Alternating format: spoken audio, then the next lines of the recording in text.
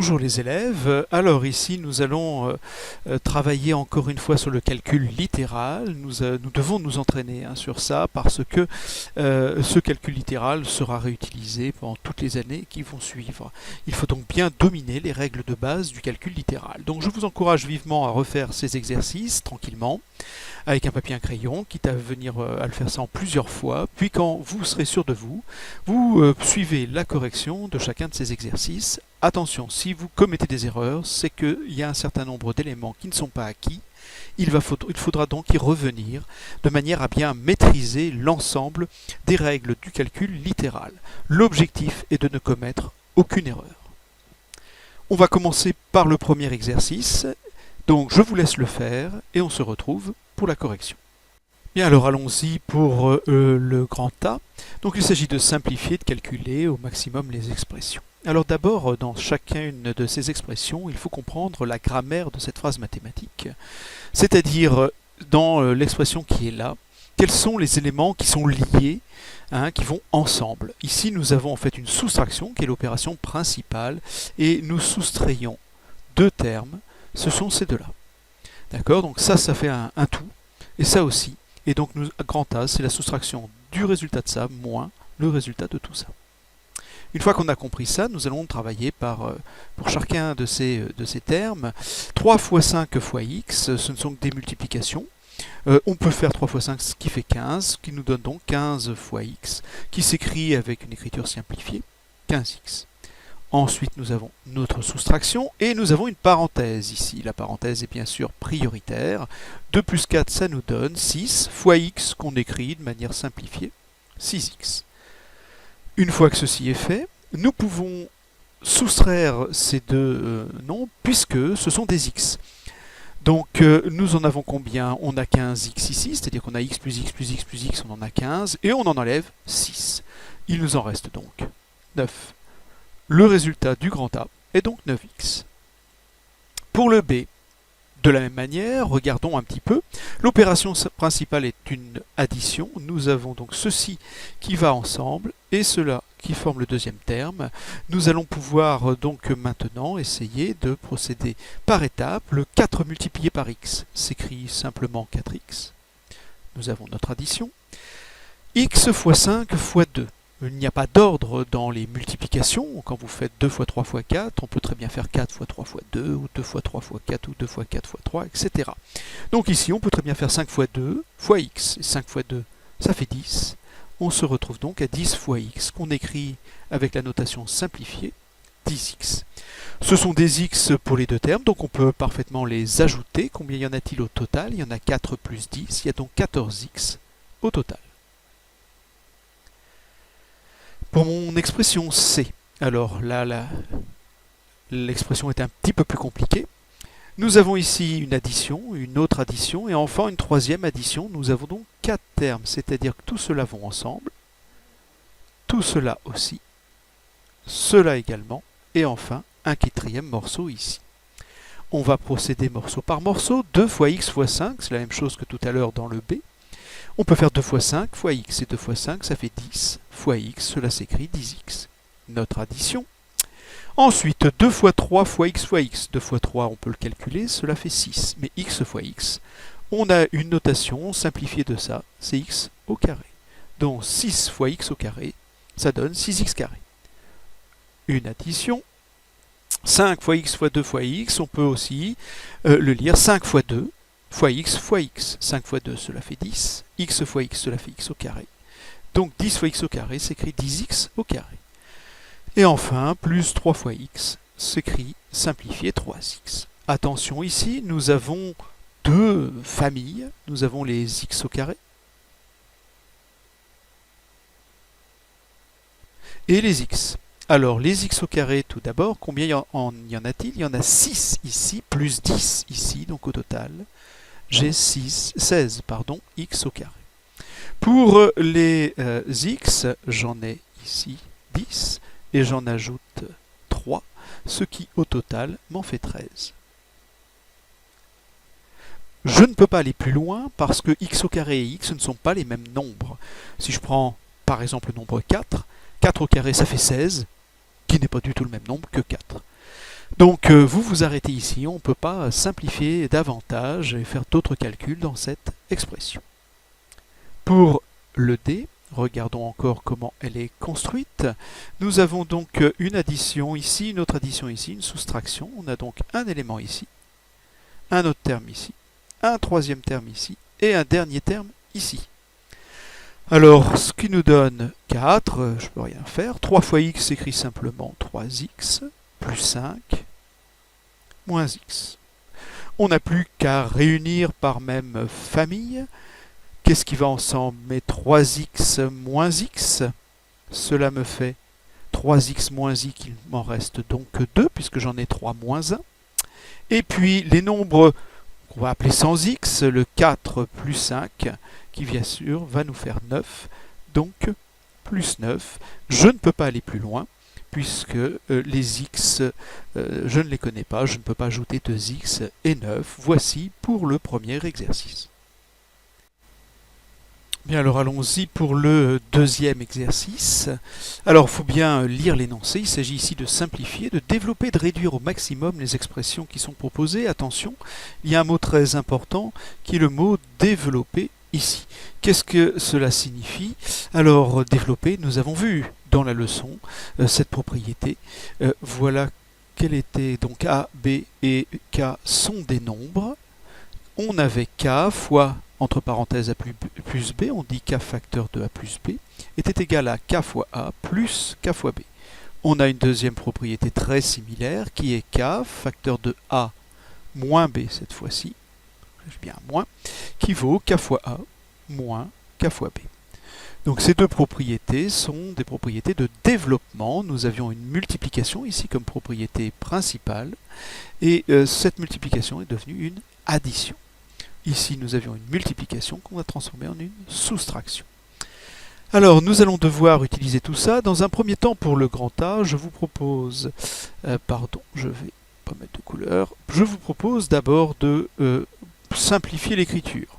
Donc ici, nous allons repérer d'abord combien nous avons de termes ici. Nous avons 6 fois x qui va ensemble, plus tout ça, plus tout le reste. D'accord? 6 et x sont liés par la multiplication, 2 et toute la parenthèse sont liés par la multiplication, 5 et toute la parenthèse sont liés par la multiplication, donc nous avons 3 termes. On va donc simplifier 6 fois x qui s'écrit 6x, notre addition qui était là. 2 fois devant une parenthèse n'est pas nécessaire, on va dire 2 facteurs de 3, moins, et 2 fois x s'écrit 2x, plus, c'est une addition, 5, pareil, facteur de 3x, plus 4. Alors maintenant, nous allons utiliser les propriétés de notre leçon. Le 6x, pour l'instant, nous le laissons tranquille, mais nous allons ici avoir la propriété qui est à droite ici, k facteur de a moins b, avec k qui vaut 2, a qui vaut 3 et b qui vaut 2x. Donc on va faire 2 fois 3. Pour l'instant, c'est la première fois dans mon exercice, donc je l'écris. Bien sûr, certains d'entre vous ont directement mis 6. Moins, puisque c'était une soustraction, 2 fois, et je n'oublie pas, le x, c'est 2x que j'ai ici. De la même manière, ici, 5 fois 3x, et plus, puisque c'était une addition, 5 fois 4. Je vais pouvoir faire les petits calculs, par exemple, 2 fois 3, bien sûr, cela fait 6. 2 fois 2, ça fait 4, je n'oublie pas le x, plus 5 fois 3, bien sûr, 15, je n'oublie pas le x, et 5 fois 4, tout court, qui vaut donc 20. Je regarde qu'est-ce qui va aller ensemble, j'ai 6x moins 4x plus 15x, qui sont des x que je vais donc pouvoir ajouter.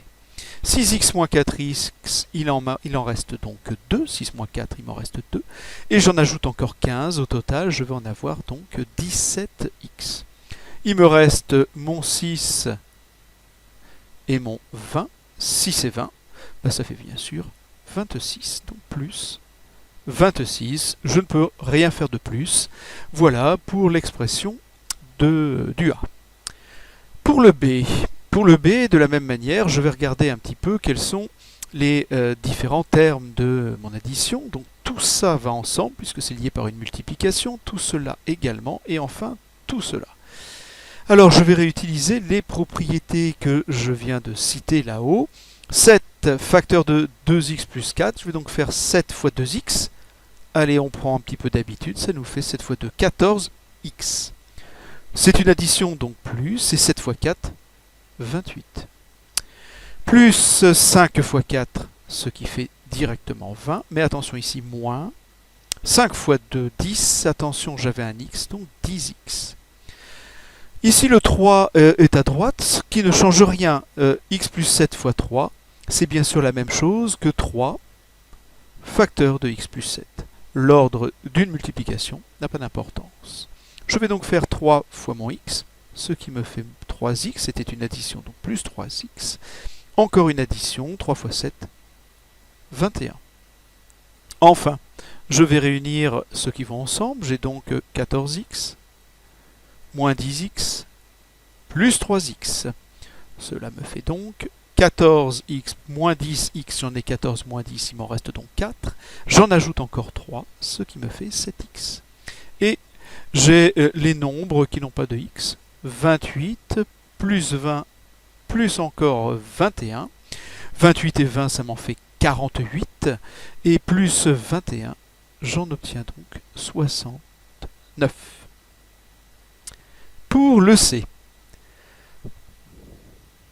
je vais donc ici regarder un petit peu les différents termes que j'ai. J'ai donc d'un côté x fois x, plus, et tout ça qui sont liés. Donc x et x, là, ici, sont liés par cette multiplication. Et ici, j'ai aussi une multiplication qui lie mon x avec mon 2 moins x. J'ai donc deux termes à mon addition, c'est une addition. X fois x, vous devez savoir que cela s'écrit simplifié en x au carré. Et là, je vais réutiliser la propriété qui est au-dessus. C'est donc x fois 2. X fois 2 s'écrit simplement 2x, moins, puisqu'ici j'ai une soustraction, x fois x, qui s'écrit x au carré. Qu'est-ce que cela donne? Alors j'ai une famille qui sont les x au carré. Combien y en a-t-il au total? Alors attention, ici j'en ai un, moins un autre. 1 moins 1. En fait, j'en ai donc 0. Parfois, on se permettra même de, comme ça, montrer la simplification en barrant directement. Il me reste donc simplement 2x. Enfin, pour le D, donc je regarde un petit peu combien j'ai d'éléments, combien j'ai de termes. Donc j'ai ici 6 et x qui sont liés par une multiplication, x fois x également, x fois x encore, et x facteur de x plus 2. Donc ici, j'ai en fait 3 additions de 4 termes que j'ai mis en couleur. Le premier 6x, pour l'instant je ne peux rien faire, je laisse 6x. X fois x, vous devez savoir qu'il y a une écriture simplifiée qui est x au carré. X fois x, c'est x au cube. Pas très beau, je refais mon cube. Voilà. Et enfin, le dernier, je peux utiliser la première propriété qui me dit que donc je fais x fois x, c'est-à-dire x au carré. J'ai une addition, et x fois 2 qui s'écrit 2x. Voilà pour le développement. Maintenant, je regarde qui va avec qui. Alors, on commence souvent par l'exposant de plus haut degré. Ici, c'est donc le x au cube, il est tout seul. J'ai donc un x au cube. Ensuite, j'ai les x au carré. J'en ai un ici, et j'en ai un deuxième ici. J'en ai donc en fait 2. 2x au carré. Et enfin, les x, j'en ai 6 ici, et j'en ai plus 2 ici, ce qui au total va m'en faire 8. Je ne peux rien faire, j'ai développé et j'ai réduit tout ce qui pouvait l'être.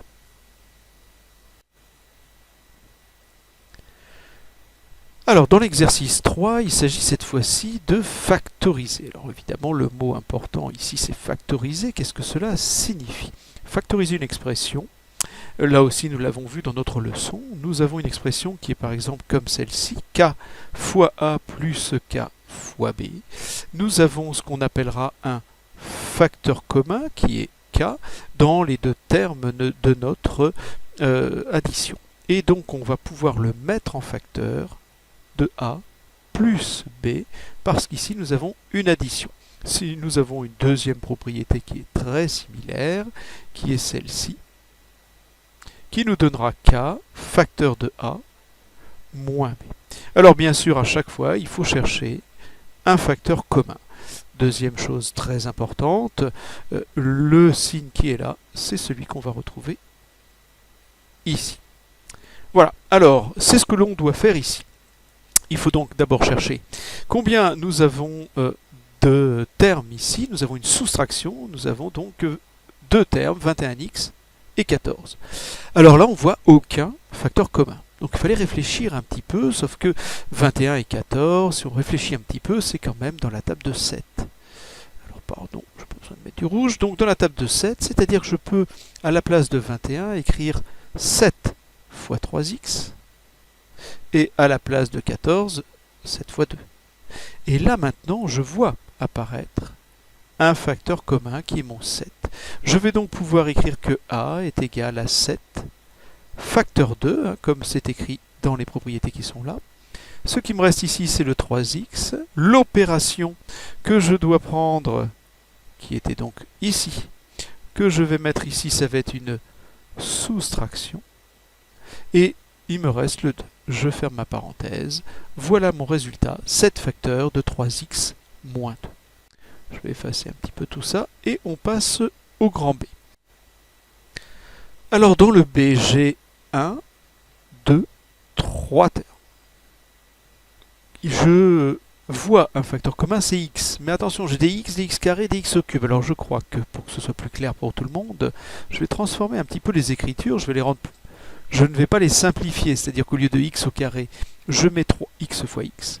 Au lieu de x au cube, je vais x fois x fois x. Et là maintenant, je vais voir apparaître un facteur commun, x, x, x, dans chacun de mes trois termes. Ce facteur commun, je vais pouvoir le mettre en facteur, donc x facteur 2. Que me reste-t-il dans le premier terme? Il me reste simplement un 2. Quelle opération j'avais? C'était une addition, donc plus. Qu'est-ce qui me reste dans le deuxième terme? Un 3 et un x, ils sont multipliés, donc 3x. L'opération, c'était ici une soustraction. Qu'est-ce qui me reste dans mon troisième terme? Le 5 fois x, c'est donc 5x au carré. Voilà, j'ai factorisé l'expression b. Pour la troisième, là encore une fois, le facteur commun n'apparaît pas.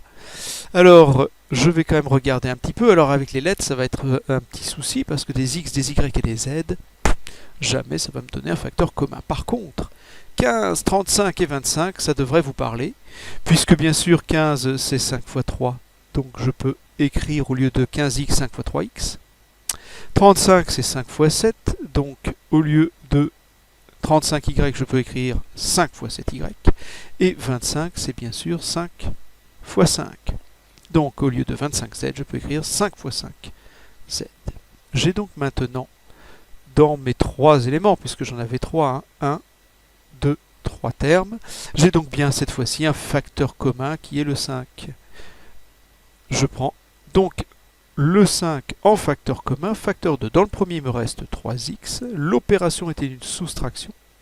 Le deuxième, il me reste 7y. L'opération ici était une addition. Le troisième était 5z. Voilà, j'ai factorisé l'expression C. Dans le D, de la même manière, pour le D, je vais faire apparaître, c'est-à-dire que je vais, au lieu d'avoir des carrés, je vais écrire à la place de y au carré, je vais mettre y fois y. Et à la place du x au carré, je vais mettre x fois x. Voilà. Donc attention, j'ai bien ici 16x fois y. Qu'est-ce que j'ai en commun? Alors d'abord, combien j'ai d'éléments? J'en ai 1, 2, 3 termes. Mon facteur commun, eh bien regardez un petit peu l'expression que vous avez. Vous avez ici xy, xy, xy. Notre facteur commun, ça sera donc xy. C'est tout à fait possible d'avoir xy en facteur commun. Que me reste-t-il dans la première expression? Simplement 4. Mon opération, c'était une addition. 8y dans le deuxième. Moins, c'était une soustraction. 16x, et c'est tout, puisque xy, c'est mon facteur commun. Et je m'arrête ici, je ne peux rien faire de mieux. Pour le E, alors pour le E c'est un petit peu différent, c'est que cette fois-ci, d'abord on va regarder combien on a de termes à ma soustraction. Alors j'en ai un qui ici, 7x plus 2 sont liés par une multiplication ici, 3 facteurs de x plus 2 c'est lié ici. Et je vois apparaître en fait un facteur commun. Alors je vais passer par-dessus, mais x plus 2 est une parenthèse, donc ils sont liés par la parenthèse. Dans les deux termes, j'ai x plus 2. Donc, je vais avoir comme facteur commun x plus 2, que je suis obligé de mettre entre parenthèses, parce qu'ils sont liés et qu'ils vont ensemble. Facteur de quoi? Que me reste-t-il dans le premier terme? 7. L'opération était une soustraction, et il me reste simplement un 3 dans le deuxième. J'ai donc E est égal à x plus 2 fois 4, que l'on écrit le nombre, on le met en général devant la parenthèse, donc on se retrouve avec 4 facteurs de x plus 2. Ceux qui ont écrit x plus 2 fois 4, c'est parfaitement correct. Au niveau de la simplification de l'écriture, on écrira plutôt ceci. Alors allons-y pour le F. Nous avons d'abord combien d'éléments, combien de termes à notre addition. On a un bloc ici qui est la parenthèse fois 2x, un deuxième bloc ici, enfin un troisième terme ici. Alors on peut se rendre compte que tout de suite nous avons bien un facteur commun, puisqu'on retrouve la parenthèse 3x plus 1 dans mes trois termes. Je vais donc pouvoir mettre 3x plus 1 en facteur. La parenthèse est obligatoire pour bien indiquer que 3x plus 1 vont ensemble. Voilà, facteur 2. Que me reste-t-il dans le premier? Il me reste un 2x, plus, il me reste un 4, plus encore, et il me reste un 2. Je peux faire un petit peu des calculs dans ma deuxième parenthèse. Ma première parenthèse, je laisse 3x plus 1, la deuxième. J'ai deux nombres ici que je peux ajouter, puisque 4 plus 2, cela s'ajoute, et ça me donne bien sûr 6. Je ne peux rien faire de mieux, j'ai factorisé mon expression, j'ai bien maintenant une multiplication qui est ici. J'ai donc cet ensemble, cette parenthèse, fois celle-là, c'est bien un produit. Dans le H, alors dans le H, il n'y a plus de lettres, pour autant, nous allons quand même pouvoir faire une factorisation. Alors ici, nous avons un premier terme ici, un deuxième ici. Je pense que là, le facteur commun n'a échappé à personne. Il est assez évident de voir que nous avons 4,61 comme facteur commun. On va donc pouvoir mettre 4,61. Facteur de, que me reste-t-il dans le premier? 18,3 plus, c'était une addition, 1,7. Je peux encore faire des calculs. 4,61 fois et 18,3 plus 1,7, ça fait simplement 20. Je peux faire mon calcul totalement. C'était une factorisation. J'ai fait la factorisation. Je vais maintenant pouvoir calculer. C'est vrai que je ne l'avais pas précisé dans l'énoncé. Côté 4,61 fois 10, ça fera 46,1. Et 46,1 fois 2, ça va nous faire 92,2.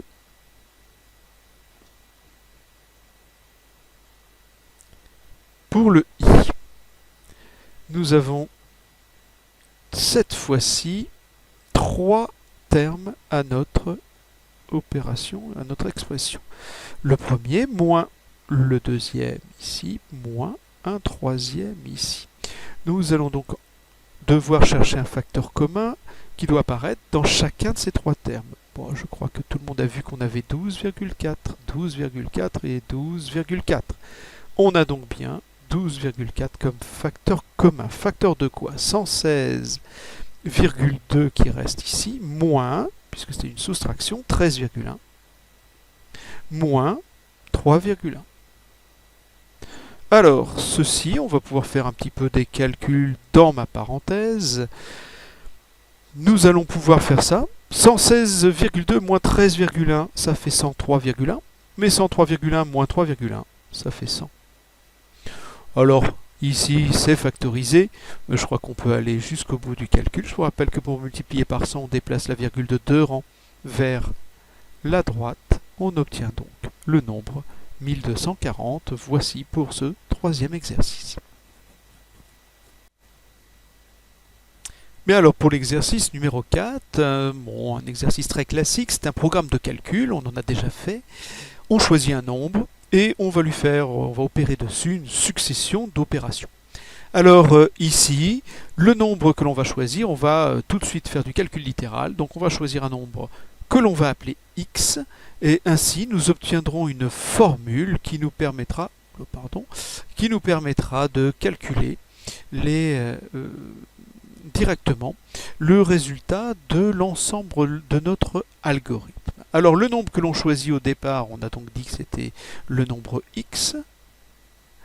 Qu'est-ce qu'on lui fait à ce nombre? D'abord, on lui ajoute le nombre 2. Donc cela va s'écrire tout simplement x plus 2. Nous avons fait la première étape. Multiplier le résultat par 4. Le résultat, c'est donc tout l'ensemble. On est donc obligé de mettre une parenthèse pour que le 4 multiplie bien tout l'ensemble. Soustraire le double du nombre de départ. Le nombre de départ, c'était x. Son double, c'est 2 fois x. Il faut donc soustraire 2 fois x. Et enfin, donc là on a fait la troisième étape, soustraire 8 et annoncer le résultat obtenu. Voilà l'expression qui correspond à l'ensemble de notre algorithme. Par exemple, je peux ici, pour programme, l'appeler P. Alors, bien sûr, on va pouvoir essayer de simplifier un peu notre expression avec la possibilité que nous avons de faire des développements ou des factorisations ou des réductions. Alors, dans le premier, bon, peut-être pour que ce soit plus visible pour tout le monde, je peux l'écrire comme cela. On est plus habitué. 2 fois x, c'est 2x. Voilà. Je vous rappelle que vous allez avoir 1, 2, 3 éléments ici. D'accord, on soustrait ces 3 éléments. Donc ici, pour P, nous allons pouvoir développer 4 facteurs de x plus 2. 4 fois x, ça nous fait 4x plus. Et 4 fois 2, ça fait 8. On a notre moins 2x et notre moins 8 à la suite. On regarde un petit peu les x. J'en ai 4, moins 2. J'en ai donc maintenant 2, puisque 4 moins 2, ça fait 2. Et ce sont des x, donc j'ai bien 2x. Et puis les nombres sans x, 8, écoutez, j'en ai 8 moins 8. Ils s'éliminent, ça donne 0. Au final, le calcul l'algorithme complet revient à simplement faire 2 fois x, c'est-à-dire prendre le double du nombre de départ. Si vous prenez par exemple le nombre 10 ici, vous allez tout simplement prendre le double. Regardons un petit peu. Je prends 10, j'ajoute 2, ça fait 12. Je multiplie le résultat par 4. 12 fois 4, ça fait 48. J'enlève le double du nombre de départ. Le nombre de départ, c'était 10, donc le double, c'est 20. 48 moins 20, ça fait 28. Et j'enlève encore 8. 28 moins 8, ça fait bien 20. C'était bien le double du nombre 10. Alors, c'est ce qu'il nous demande à la fin. Au lieu d'écrire tout ça, on aurait pu se contenter de dire tout simplement, on prend le double du nombre choisi. Voilà pour cet exercice. Le double du nombre choisi.